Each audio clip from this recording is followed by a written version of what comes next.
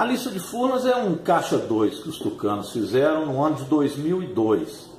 Esse caixa 2 recebia dinheiro de diversas empresas que forneciam material e faziam serviço para Furnas. A lista de Furnas, na verdade, é um relatório apresentado pelo Dimas Fabiano Toledo do que ele conseguiu arrecadar em Furnas e para onde ele destinou. Dimas Toledo, ele foi diretor de engenharia, diretor de construção e planejamento da Furnas. Ele era politicamente sustentado pelos políticos de Minas Gerais e o Aécio, quando foi assumindo o protagonismo de Minas, passou a ser o padrinho político dele. Eles montaram então uma caixinha e com base nessa caixa as campanhas tucanas recebiam recursos. Segundo Dimas Toledo, repito, ele que assina a lista vai demonstrando quais as empresas entregaram dinheiro e quais os políticos que receberam. Todos esses políticos eram da base do governo Fernando Henrique Cardoso. Todos. Não tem nenhum da oposição, não tem nenhum de outro partido que não fosse um partido que dava na época sustentação ao Fernando Henrique. Os que mais receberam foram Aécio Neves, José Serra e Geraldo Alckmin, que eram candidatos aos cargos majoritários de governos do Estado, Minas Gerais e São Paulo, e presidência da República.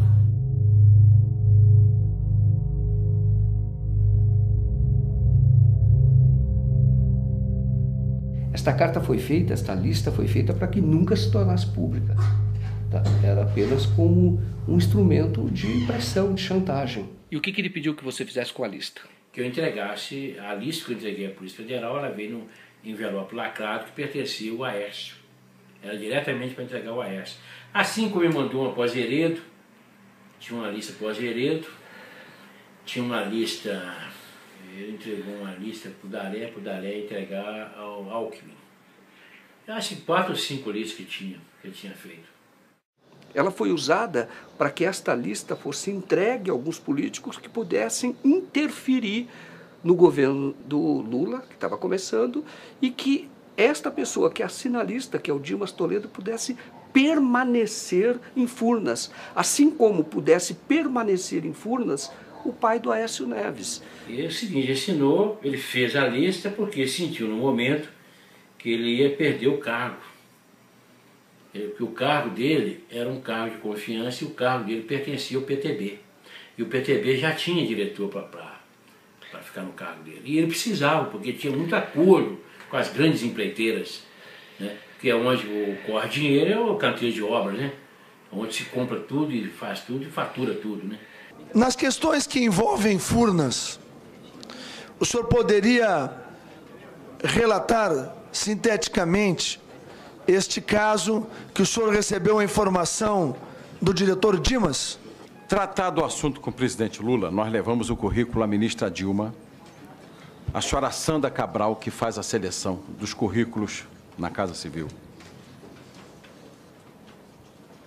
e ao ministro José Dirceu, 3 cópias. O currículo começou a transitar. Todo mundo dizia que era um técnico espetacular, um grande nome para substituir o doutor Dimas. Mas a coisa não evoluía. Uma pressão grande de vários deputados sobre mim, sobre o ministro Valfrido. Não tira o Dimas, não tira o Dimas. E eu percebi que o próprio ministro Ediceu não queria tirar. Toda hora ele fica dizendo que tem muita pressão, tem pressão do Aécio, tem pressão do Papa, de gente lá de Roma. Quando houve o enterro do Papa, gente que está em Roma pressionou. Eu entendi claramente que era o ex-presidente Itamar Franco, para não tirar. Então, nessa data, o presidente Lula já sabia que tinha alguma coisa errada em Furnas? Não. Ele queria, desde o início, em janeiro, ele queria tirar o doutor Dimas, só um instantinho, porque o doutor Dimas só prestigiava o Aécio. O Aécio era o sustentáculo político do Dimas. O Aécio tinha sido presidente da Câmara dos Deputados e ele é quem dava a sustentação política ao Dimas. Ele era o padrinho político do Dimas, numa tradição que vem de Minas Gerais. Furnas foi criada em Minas Gerais E sempre quem deu sustentação à diretoria de Furnas foram os políticos de Minas Gerais. Eu levei para o Zé Dirceu o nome do Dimas Toledo, que continuasse na diretoria de Furnas. Ele usou até uma expressão comigo, falou, o Dimas não, porque o Dimas, se entrar em Furnas e colocar ele de porteiro, ele vai mandar em Furnas. Ele até é uma pessoa que já está lá há 34 anos, é uma indicação que sempre foi do Aécio. Passado um mês e meio, ele me chamou, falou, qual é a sua relação com o Dimas Toledo? Falei, minha relação com o Dimas Toledo, eu tive com ele 3 vezes, achei ele competente, um cara profissional. Falei, não, porque esse foi o único cargo que o Aécio pediu para o Lula. Então você vai lá conversar com o Dimas e diga para ele que a gente vai apoiar a indicação dele. Eu fui conversar com o Dimas e o Dimas, na oportunidade, me colocou da mesma forma que eu coloquei o caso da Petrobras, em Furnas era igual. Ele falou, vocês não precisam nem aparecer aqui, vocês vão ficar um terço São Paulo, 1/3 Nacional e 1/3 Aécio.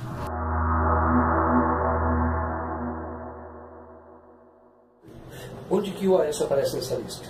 Em que circunstâncias? Ele aparece como beneficiário e aparece como autor intelectual de tudo. Porque o Dimas, que fez a lista de Furnas, foi colocado por ele, indicado por ele. O pai dele era membro do Conselho de Administração de Furnas.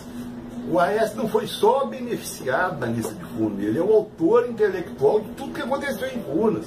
Porque quem indicou o Dimas foi o Aécio. O grande organizador dessa estrutura criminosa toda chama-se Aécio Neves da Cunha. Ele que arquitetou tudo isso. A relação do Aécio com a lista é não apenas de receptor, mas também de organizador, através de sua campanha, do Caixa 2 e distribuição disso nacionalmente, onde vão entrar políticos do PSDB, como já disse, de São Paulo, mas também do Rio de Janeiro, da Bahia, de toda parte do Brasil.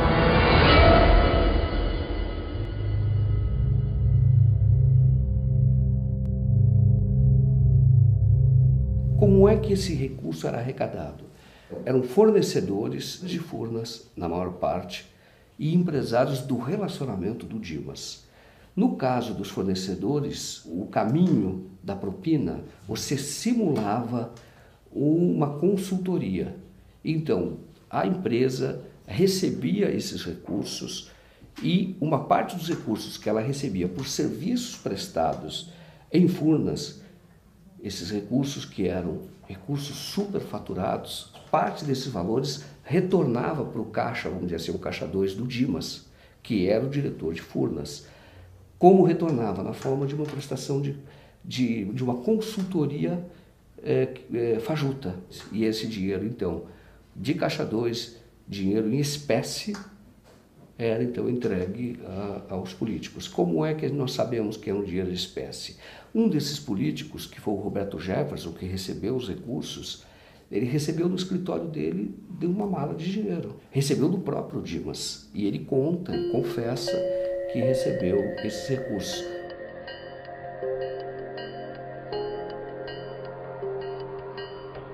Outro é um deputado estadual, presidente da Assembleia de Minas Gerais, Antônio Júlio, que recebeu, também disse que recebeu os recursos em espécie do Dimas Toledo, que é de Minas Gerais. Por que as pessoas acabam assinando listas, fazendo contratos? Por quê? Faz porque o Dimas exigia isso, né? Hoje, por exemplo, você está vendo a delação premiada hoje, como é que eles estão entregando um entregando o outro. Isso sempre existiu. Sempre existiu. Olha o Youssef com a lista dele. O Youssef não tinha a lista dele? Furnas, o modus operandi, isso já demonstrado no inquérito da Polícia Federal, é muito parecido com o que se mostra hoje, por exemplo, na Petrobras ou qualquer outro escândalo de estatal, ou do metrô de São Paulo. O caminho é o mesmo. Quer dizer, quem presta serviços para a empresa estatal tem que pagar um pedágio, paga um pedágio. Este pedágio ele é feito na forma de consultoria.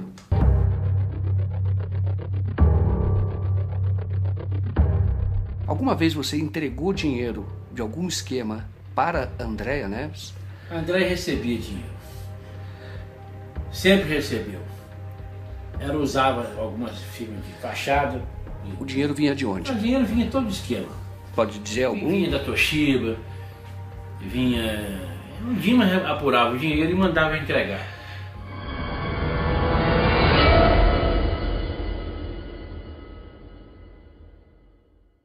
E onde você entregou esse dinheiro? Você pode dizer as circunstâncias? Uma vez foi no posto de gasolina. Onde o posto? Na Rua do Ouro ali, na Rua do Ouro. Tinha um posto de gasolina, nem sei se tem um posto. Como é que entrega? Como é que é isso? Eu não entendo. A pessoa vai, marca e fica no carro, a gente vai, abre o capô, vai lá e põe a bolsa com dinheiro. Porta-mala? Porta-mala. E quem estava no volante? Sempre tem motorista, né? Mas a Andréia estava no carro? Ela estava no carro, atrás do carro. E você nem chega a falar com ela? Não, não chega não. O que acontece? Ela para no posto e você para atrás? Para atrás e faz a entrega, né? Você fez isso? Fiz já umas 4 vezes para ela. Entregou dinheiro para ela? Peguei. Valor de quanto, você sabe? Uma vez foi em 2.500.000, tudo em nota de 100 contado, o dinheiro já vinha tudo, montes de horaria, né?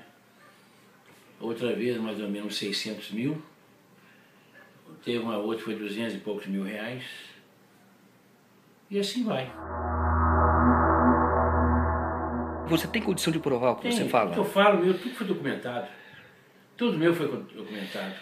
A Andréia está na lista como a pessoa que ela viabiliza os recursos para um comitê de prefeitos. Ela recebe esses recursos.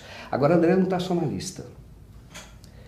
A Andréia é indiretamente citada pelo Alberto Youssef, doleiro de Curitiba. O senhor sabe quem era o operador do PSDB na época? A gente sabe por ouvir dizer, né? Então, ouvir dizer, né? Não tenho certeza, não posso afirmar, mas diziam que era a irmã dele, irmã do Aécio. O senhor ouviu isso de quem? Ouvi do seu José, ouvi do próprio Daré na época. O senhor falou que o Antônio Daré comentou com o senhor. O que o senhor lembra dessa conversa? O que ele falava? Algum dado específico? Algum lugar? Não, às vezes ele estava discutindo valores com o seu José e aí falava, pô, eu não posso pagar mais que isso, porque ainda tem a parte do PSDB, esse tipo de coisa. Então aí você acaba escutando. O Youssef, réu confesso, operador confesso, ele dizia o seguinte, que ele operava para um político do PP, do Janene, que é do Paraná, o estado dele também. Falecido. Falecido já. Então, ele tinha lá, o PP tinha os seus recursos ali. E quem ia buscar esses recursos? Youssef. Uma vez ele foi buscar esse recurso no dono de uma empresa de Bauru, chamada Bauruense, que é uma grande prestadora de serviços para Furnas e, segundo o que a Polícia Federal descobriu e o Ministério Público denunciou, Bauruense prestava serviços superfaturados para Furnas. Que a Bauruense é o seguinte, era uma empresa que ela... O Dimas é sócio da Bauruense, eu acredito que o Aécio também seja sócio. Não posso afirmar, mas eu acredito. Porque a Bauruense ela tinha muitos contratos sem licitação. Na verdade, o partido que tinha a diretoria, né? Mas quem operava a diretoria era o José Janeiro, em comum acordo com o deputado Aécio. Quem que falou isso para o senhor? O próprio deputado José Janeiro. Ele falou isso para o senhor? Falou. Mais de uma vez? Mais de uma vez. Na verdade, o Partido Progressista não tinha a diretoria só, e sim dividiria com então, o PSDB, no caso, a cargo do deputado Aécio Neves. Quanto que eles recebiam? Tanto o PP quanto o PSDB, o senhor sabe a divisão? A divisão eu não sei, mas eu sei mais ou menos pelos valores que a Bauruense me passava mensalmente. Era coisa de mais ou menos, na época, $100 mil, 120 mil. O Youssef vai lá para buscar o dinheiro que pertencia pertencia, na visão dele, porque pertence ao povo brasileiro, né? Mas na visão dele era o do feudo, da cota do PP. Aí ele foi até lá e recebeu, e foi receber o dinheiro, só que ele esperava receber o dobro. Mas aí o dono da Bauruense falou, não, metade, a irmã do Aécio já veio e levou. Ela veio pessoalmente aqui. Aí o Youssef liga para o Janeiro e fala, mas ó, não é aquele valor que você está me falando, porque a Andréa já veio e pegou metade. O Janeiro falou, pode vir embora, porque realmente é do Aécio. Tá? Na Casa de Pedra você esteve alguma vez? Estive, lá é onde faz as festas. Mas você esteve lá? Estive lá. O que você esteve fazendo lá? Lá entregando dinheiro também. Você lembra de quem era o dinheiro e para quem era? O dinheiro era para entregar para o Aécio. E você entregou para ele? Entreguei. Mas para ele mesmo, não? Ele mesmo. Você já esteve frente a frente com ele? Várias vezes. E esse dinheiro que você entregou para ele vinha de onde? Furnas. Você lembra quem era o fornecedor? Hein?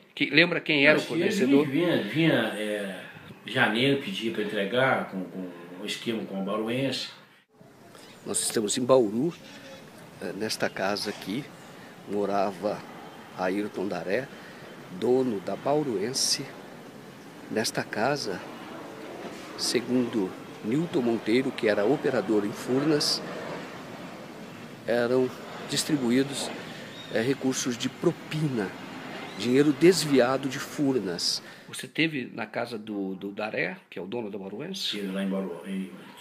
Você esteve lá? Né? Estive já, fico umas 3 vezes lá. Você lembra como era a casa dele? Né? É uma casa muito grande, né? Um muro muito grande, toda murada. Aí você foi lá e entregou o dinheiro? Eu peguei dinheiro lá, entregar não, lá eu pegava o dinheiro.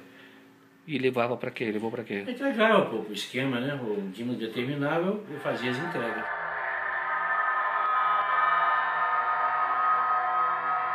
Assim que eu recebi esse material, eu entreguei para a Polícia Federal ainda um xerox de cópia autenticada. A Polícia Federal, de posse daquilo, disse que não poderia saber se era verdadeiro ou falso, visto ser ainda de xerox. Aí ele pressiona o Nilton para que o Nilton entregue a lista original. E o Nilton, então, num dia quando todo mundo dizia a lista é falsa, este homem, o Nilton Monteiro, é um estelionatário, um falsificador. Quando todo mundo dizia isso, vai o senhor Nilton, vai e entrega à Polícia Federal original. A verdadeira lista de Furnas, ela foi apreendida pelo Praxedes em 2006. Ela foi apreendida após o Roberto Jefferson denunciar o esquema. E o Milton Monteiro foi levar a lista na Polícia Federal, o Praxedes tomou a lista dele e apreendeu.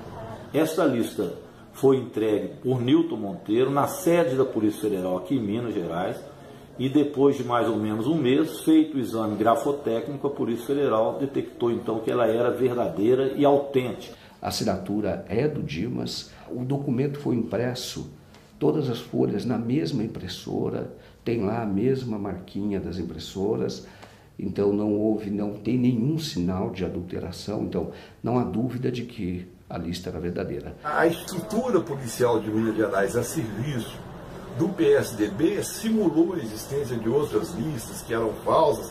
Realmente as outras eram falsas, mas foi falsificado por eles.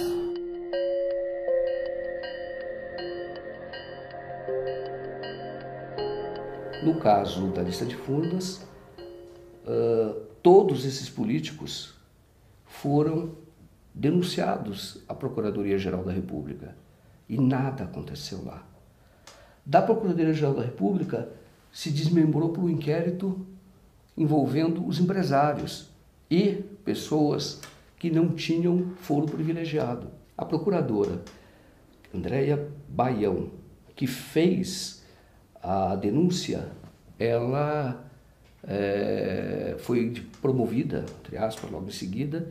A denúncia chegou ao juiz federal, o juiz decidiu que, curiosamente, embora envolvesse uma empresa estatal federal, não era assunto da Justiça Federal, remeteu todo esse processo, que já fruto de uma investigação de 3 a 4 anos, remeteu todo esse processo primeiro para a Justiça Estadual do Rio de Janeiro, a Justiça Estadual do Rio de Janeiro, o Ministério Público Estadual do Rio de Janeiro, que poderia ter denunciado essas pessoas, remeteu para a Polícia Civil, o delegado, e o processo então voltou para a ponta.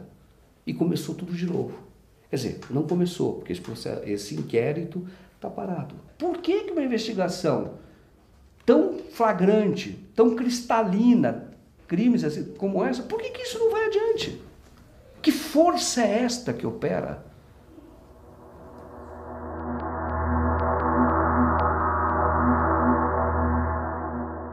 Na época em que o Aécio se prepara para disputar a eleição, em 2014 para presidente, ele já estava circulando, já estava com a pré-campanha dele na rua. Você tem, alguns meses antes, você tem o Nilton Monteiro preso.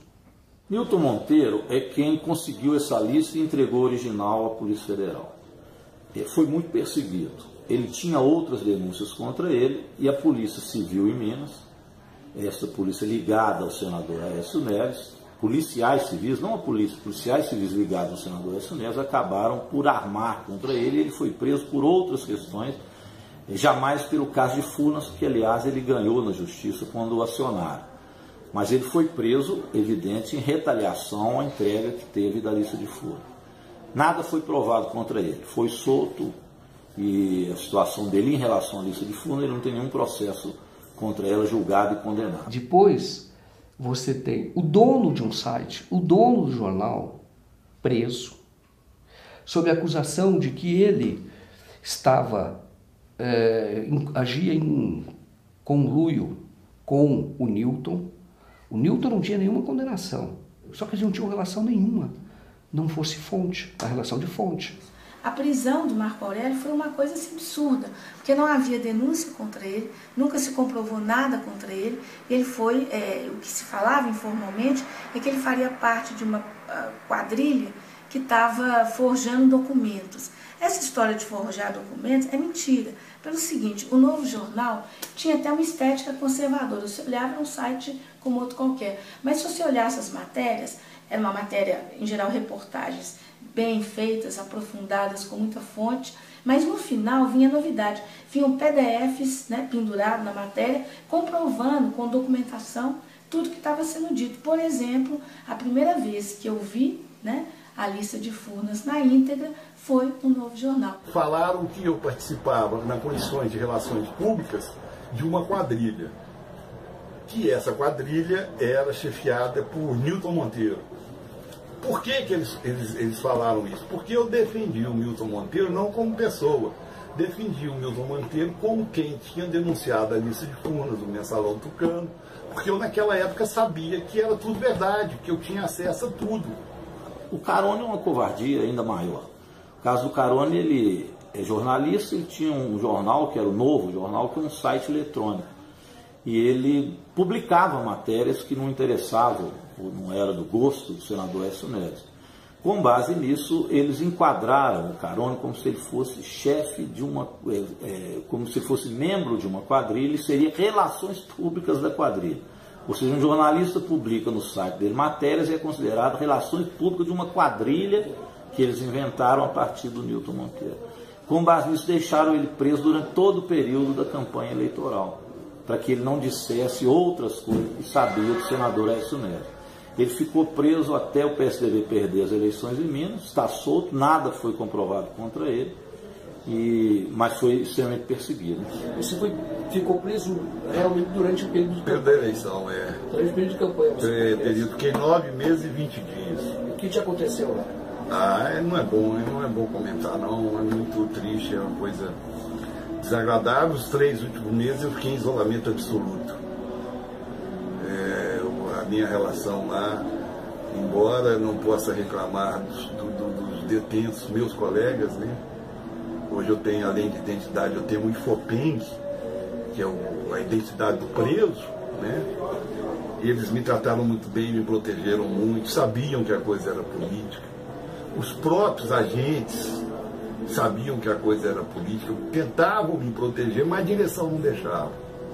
Eu dependo de remédios, porque eu tenho pressão alta, eu tenho diabetes, e eles suspenderam tudo. Aí eu tive um infarto, tive um AVC, e fiquei praticamente 9 meses deitado, o que acabou resultando na atrofia da da minha bacia, que ficou com a diferença na perna de 15 centímetros, que eu estava recuperando de uma cirurgia quando fui preso. O que exatamente vocês falavam da lista de Furnas no jornal? Olha, quando eu cheguei ao jornal, a lista de Furnas já estava de posse do Marco Aurélio. E havia uma campanha generalizada dos tucanos no sentido de dizer que a lista era falsa, quando nós tínhamos uma cópia do laudo da Polícia Federal dizendo que era verdadeira. E não é cabível crer que a Polícia Federal do Brasil ia falsificar, ou melhor, ia atestar como válido um documento falso. E foi essa lista que o Carone, o Novo Jornal e o Geraldo Elísio publicaram em primeira mão. E é isso que realmente, é por isso que precisava desqualificá-los. Porque se provasse, né, que aquela matéria era verdadeira, como acabou sendo provado, quem ficaria mal? Os integrantes da lista de Furnas. E se desqualificasse quem estava publicando, quer dizer, desqualificaria a denúncia e seguramente os denunciados. Além disso, a Polícia Civil consegue autorização da Justiça, consegue o apoio do Ministério Público e mandado da Justiça. Tanto os mandados de prisão dessas duas pessoas, consegue mandados de busca e apreensão na casa de um jornalista que trabalhava no Novo Jornal, que é um jornalista que já ganhou o Prêmio Oeste, uma pessoa séria, foi secretário da Cultura em Minas Gerais, excelente reputação. O Geraldo Elísio, que é conhecido no rádio, foi conhecido lá como Pica-Pau. Você fez muitas reportagens na época da ditadura militar, combateu a ditadura militar, jornalista investigativo. Você esperava sofrer uma busca e apreensão, revirar, levar seu computador aqui da tua casa, e também a prisão do dono do site onde você trabalhava, em pleno regime democrático? Nunca. Agiram com mais violência, infringiram mais a ordem democrática do que os próprios militares dentro do regime de governos militares. Na verdade, o que se pretendia era destruir a reputação dos dois, quase de uma forma tipo assim, olha, preste atenção, tá? Os patrões estão cooptados, grande parte dos jornalistas também, e aquele que se atrever a botar a cabeça para fora, olha o que vai acontecer com ele. Além disso, também tem a Justiça autoriza, a Polícia Civil pede, o Ministério Público concorda, a polícia autoriza o mandado de busca no advogado do Newton e do Carone. Isso é absolutamente inusitado, isso é um atentado. Você, por exemplo, fazer atentado contra a imprensa é muito grave. Você entrar na casa de um advogado e no escritório dele fazer busca e apreensão é tão grave ou talvez mais grave do que isso. Porque existe realmente o advogado, ele tem segredos dos seus clientes. E você, a não ser que o advogado esteja envolvido em crime diretamente, você não pode fazer isso. E isso foi feito lá. Quem mexeu com lista de Furnas aqui em Minas foi perseguido. Eu quase tive mandado cassado, os outros dois foram presos, sendo que o Carone por pouco não tinha um infarto e morria na cadeia. Felizmente conseguiu sobreviver, mas essa é a realidade, o fato sobre a lista de Furnas. Mas existe liberdade de expressão no Brasil? Existe, teoricamente existe liberdade de expressão, sim. Ou deveria existir. Mas no Brasil, o que eles não conseguem censurar através da censura econômica, eles censuram através da censura judicial, em último caso, na prisão. Essa é a verdade sobre o Brasil hoje. Isso aconteceu em Minas. Isso aconteceu em Minas não foi há muito tempo atrás. Isso aconteceu em Minas no ano passado. Isso aconteceu em Minas no ano retrasado. Faz muito pouco tempo.